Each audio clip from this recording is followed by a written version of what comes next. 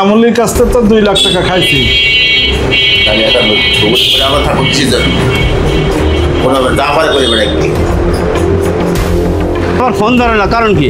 ভাই বিভিন্ন ব্যবসার কাজে ব্যস্ত থাকি, ফোন অনেক সময় ধরতে পারি না। ঠিক আছে, ব্যবসার কাজে আপনি যে জমি বিক্রি করলেন আমার কাছে, হ্যাঁ করেছি। তা জমি বিক্রি করেছেন তো আপনি আমার জমিটা লিখে দিচ্ছেন না, ফোন দিলি ফোন ধরেন না, তারপরে আপনি ভূমি অফিসের কথা বলে কাগজপত্র দেখে হ্যাঁ ওই কাগজপাতি সমস্যা আছে, আমি বললাম তো আমি দিবানে যেদিন পারি কমপ্লিট করে আমি। কিরকম কথা? সেদিন নরম সুরি কথা বললেন আর আজকে কোশ্চেন যে দিবানে। আমি ভাই জমিটা তো লিখে দিতে পারলে কাজ জ্বালা আমার মিটে যাবে, আমি তো আপনার থেকে বেশি টেনশনে আছি নাকি?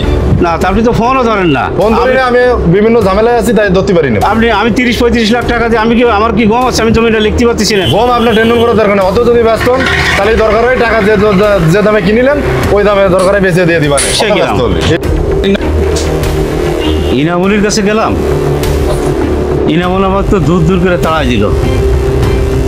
তাহলে যারা সাক্ষী ছিল তাদের সাথে আবার যোগাযোগ করি, দেখি কি কয়। ফোন দিই।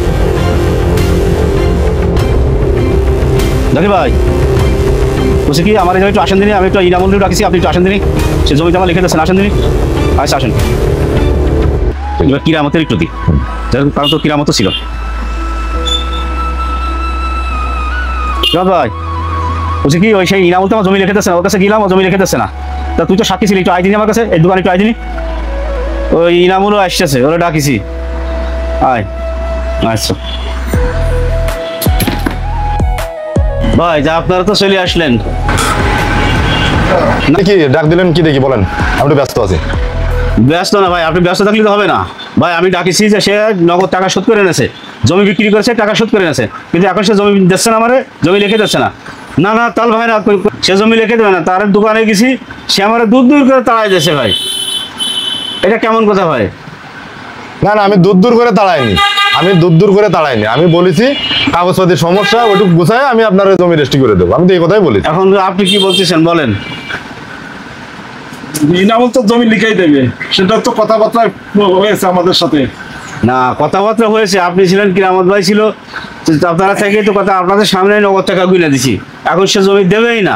একই কথা সে কষে যে এখন যে টাকা কিনে আছে সেই টাকা নিয়ে চলে। এমন জমিটা তো লিখে দেওয়ার কথা ছিল, তা কি অবস্থা এখন? আমি তো লিখে দেবো, আমি বারে বলতেছি আমি দেবো না এমন কোনো কিছু না, আমি বলতেছি একটু সমস্যা, আমি বিভিন্ন তালে মেলা ঝামেলায় ছিলাম, ভূমি উঠে গেছি, তারা আমার ঘুরোচ্ছে, বলতেছে একটু দেরি হবে। আমি তারাও বলেছি যে আমি অবশ্যই লিখে দেবো, তা যদি তার দেরি সহ্য নাই তাহলে আমি বলেছি জমি বেঁচে যে টাকা দিলাম আমি সেই টাকা দিয়ে দেবো।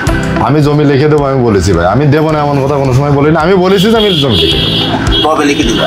আমি কাগজপাতি কমপ্লিট করে তারপর আমি লিখে দেবো, এর আগে আমি দিতে পারবো না। ভাই একটা শোনেন, একটা কথা শোনেন, আপনি কাগজপত্র 1 বছর পরে 5 বছর পরে এরকম করবে, তাই হবে না? আপনার সাথে কি বলিলাম? না, আপনি বলেন যে 1 সপ্তাহের ভিতরে আমি লিখে দেবো। আমার ভূমি অফিসে তো বলিল যে 1 সপ্তাহ দেরি হবে, আমি এটা তো আপনার হচ্ছে না।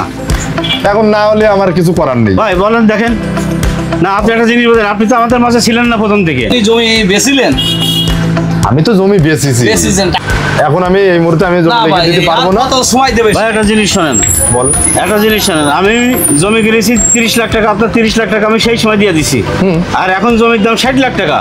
আপনি এখন টাকা বেশি পাই, এখন বলতেছেন যে টাকা ফেরত নিতে।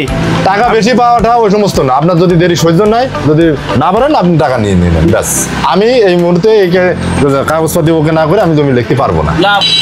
মাথা গরম করবেন না ভাই, আমার কাজ আছে ভাই, আমি এই নিয়ে বলে থাকলাম, আমি আর বহুত লড়াই থাকি। আপনি এই যে আমি সময় হলে দেবো, না হলে টাকা নিয়ে নিতে হবে। আমি যখন জমি বেচতে পারবো তখন আমি 30 লাখ টাকা আমি দিয়ে দেবো। এখন আমি নরম বলে কি মানুষ না, নরম আর গরম নাই। আপনি জমি দিতে চাইছেন, আপনি তার জমিটা ভাই আপনি ছিলেন না সেই জায়গাটা, তখন আপনি বলে ছিল না তো, সে কি আনলিগাল কথা বলতেছে? সে তো লিগাল। আমি কি আনলিগাল বলতেছি? আপনি 30 লাখ টাকা নিয়ে আমি কি আনলিগাল বলতেছি? আনলিগাল বলতেছেন, আপনি তো ধান্দাবাজি করতেছেন। আপনি তো ফুল ধান্দাবাজ। আপনি না না, এটা কোনো ধান্দাবাজ না ভাই, আমি চলে যাচ্ছি, আমার কাজ আছে। আপনার কাজ আছে লিখে দেওয়ার ব্যবস্থা করেন 2-1 এর মধ্যে, আপনার সাথে আর কিন্তু বসবো না। আমি একটা ভেজালে আছি, আমি পরে আসতেছি।